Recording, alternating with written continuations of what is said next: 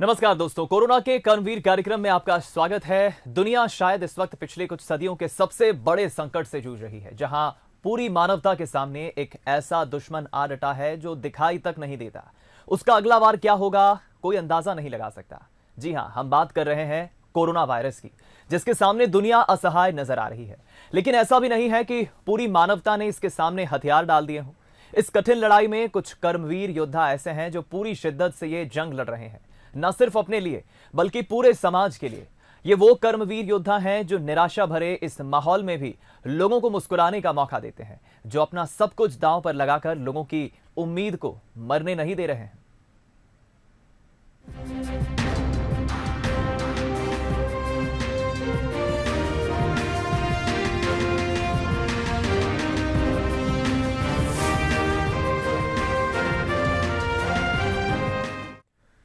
तो कोरोना में लॉकडाउन के दौरान हम अलग अलग मेहमानों से रोज आपको मिलवाते हैं, मुखातिब करवाते हैं, लेकिन आज हमारे बीच कोरोना कर्मवीर कार्यक्रम में साउथ अफ्रीका से, केपटाउन शहर से सीधा डॉक्टर सौम्या गौतम जुड़ रही हैं। जो बता दें आपको कि इस वक्त डॉक्टर सौम्या वहां पर सेवाएं दे रही हैं। वैसे तो मध्य प्रदेश के होशंगाबाद जिले की वो रहने वाली हैं, लेकिन कोरोना संकट में डॉक्टर सौम्या गौतम निरंतर अपनी साउथ अफ्रीका के केपटाउन में सेवाएं दे रही हैं।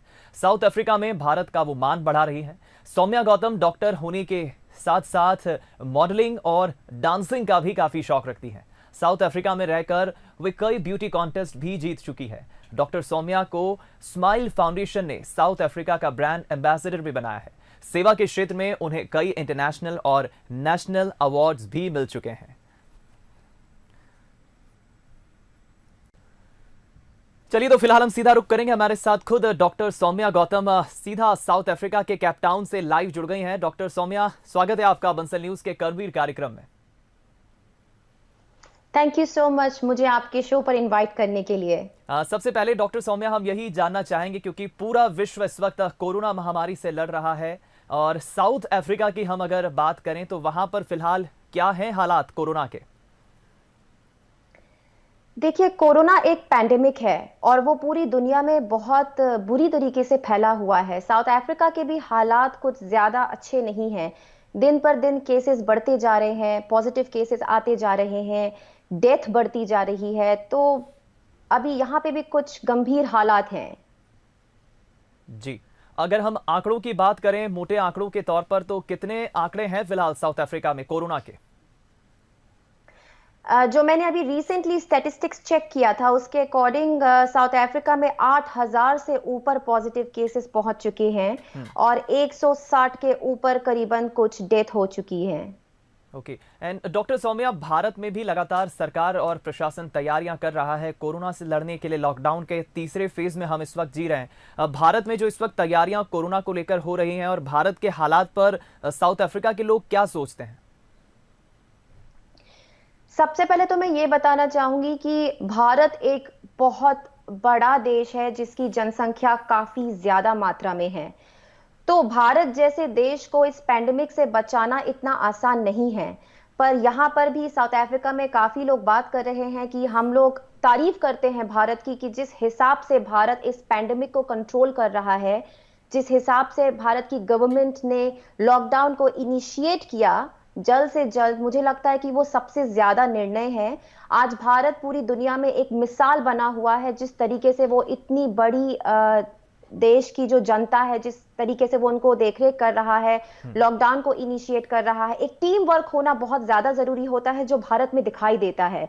समय समय पर एजुकेट करना, जागरूकता क्रिएट करना, लोगों से कम्युनिकेट करना, ये भारत की बहुत अच्छी क्वालिटी है।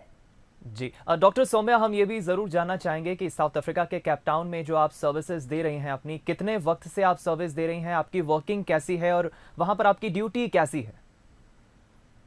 जी, मुझे साउथ अफ्रीका में 7 साल हो गए हैं। मैं एक मेडिकल डॉक्टर हूँ केप टाउन में। तो हम लोग रोज जाते हैं काम करने, सुबह 7:30 बजे से 4:30 बजे तक, और महीने में कम से कम 9 बार हमको इमरजेंसी ड्यूटी करनी होती है, जिसकी वजह से हमें अस्पताल में ही रुकना होता है।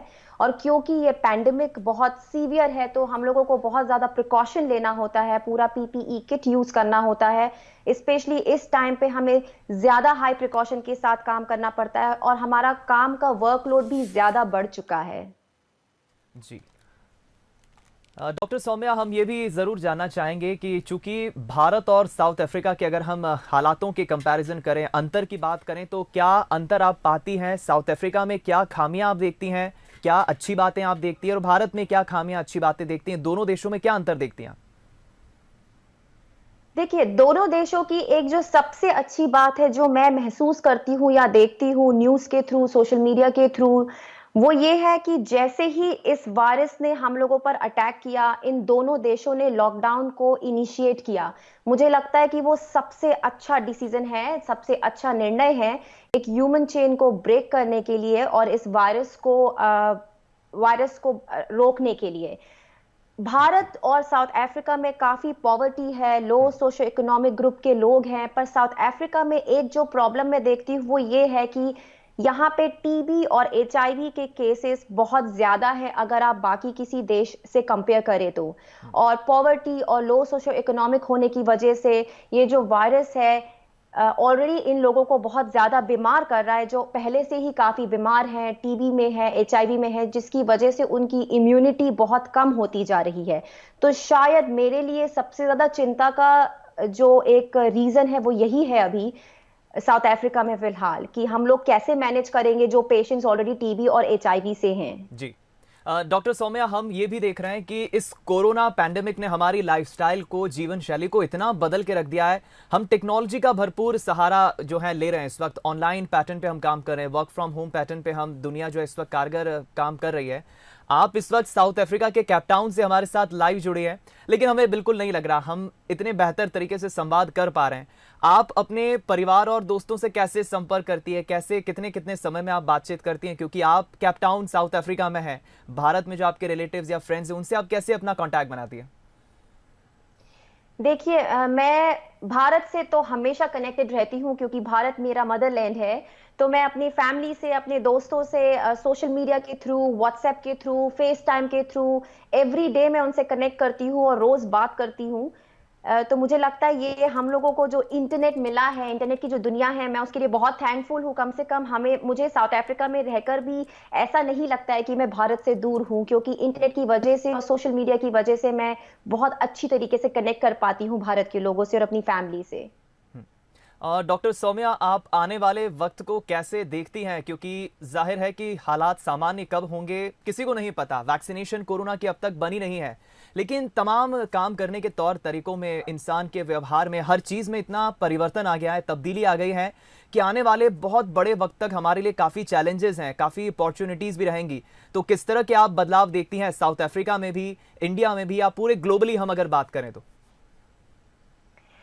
देखिए, मैं एक चीज में बिलीव करती हूँ, पॉजिटिव माइंडसेट के साथ अपनी जिंदगी को आगे बढ़ाना। सबसे पहले तो मैं एक और चीज कहना चाहूंगी इस आंसर को देने के पहले, कि भारत की एक चीज मुझे बहुत ज्यादा अच्छी लगी कि वहां पे हर एक इंसान अपने अपने स्तर पर एक दूसरे की मदद कर रहा है, चाहे वो पैसों की हो, चाहे वो इमोशनल सपोर्ट की हो, या फिर चाहे कोई भी मदद हो। तो मुझे लगता है कि ये पैंडेमिक इतनी जल्दी नहीं खत्म होने वाला है, लेकिन अगर हम इसको पॉजिटिव एटीट्यूड के साथ, पॉजिटिव सोच के साथ सब लोग साथ में मिलकर चले तो शायद हम इस पैंडेमिक को जल्द से जल्द खत्म कर पाएंगे। तो पॉजिटिव अप्रोच रखना किसी भी चीज के लिए बहुत ज्यादा जरूरी है, ऐसा मैं मानती हूँ।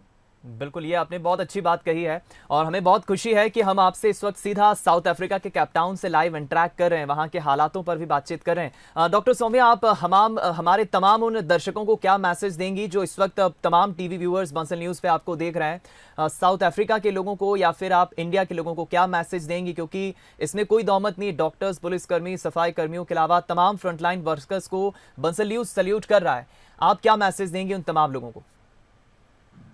Thank you so much. हम लोगों को बहुत खुशी है कि आप सब लोगों का प्यार और आशीर्वाद हमारे साथ है। शायद इसी चीज की वजह से, इसी प्यार और आशीर्वाद की वजह से हम इस पैंडेमिक में लड़ पा रहे हैं स्ट्रांगली।